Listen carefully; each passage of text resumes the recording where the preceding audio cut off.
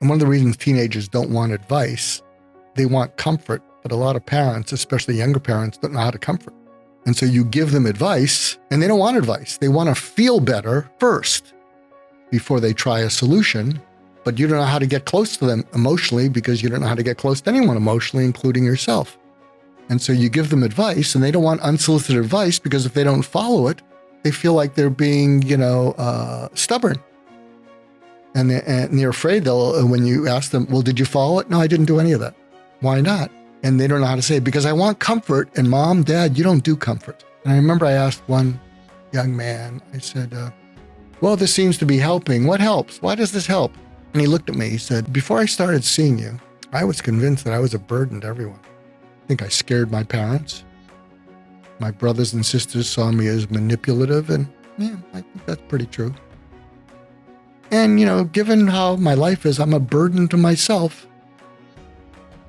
But one of the reasons I wanted to die is why don't I just relieve everyone of the burden? And I don't care what anyone would say to me. I'm a burden. But when I started seeing you, you had this smile that was glad to see me.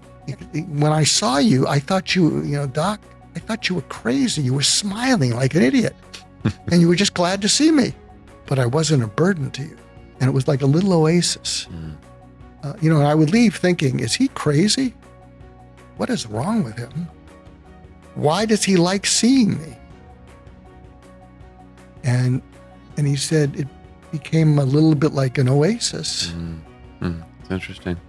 So you see what we're getting at is that, and I'm guessing that unmotivated teenager, young adult, I'm guessing they feel like a burden, a disappointment, frustration, wish you didn't have me. You talk about my brothers and sisters who are more motivated, and even they don't get me. What is your problem?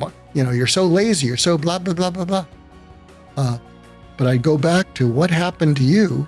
But the change is you go there and you give them the unsolicited apology. You look in their eyes. And I'm telling you, if this teenage video goes to all the high schools, there's going to be a lot of parents who, when they go home and they see that unmotivated kid, they're just going to start crying.